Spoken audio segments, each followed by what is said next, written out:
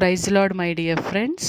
ఈ రాత్రికాల సమయంలో యేసు ప్రభు మనకిస్తున్న వాగ్దానము మత్తయి సువార్త 11వ అధ్యాయము 10వ వచనము. ఇదిగో నేను నా దూతను నీకు ముందుగా పంపుచున్నాను. అతడు నీ ముందర నీ మార్గమును సిద్ధపరచును.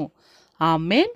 యేసు ప్రభు మనతో చెప్తున్నారు సిస్టర్స్ అండ్ బ్రదర్స్, మీరు కొన్ని ప్రయాణాల నిమిత్తము, కొన్ని ప్లాన్స్ నిమిత్తము నా సన్నిధిలో ప్రార్థన చేస్తూ ఉన్నారు కదా.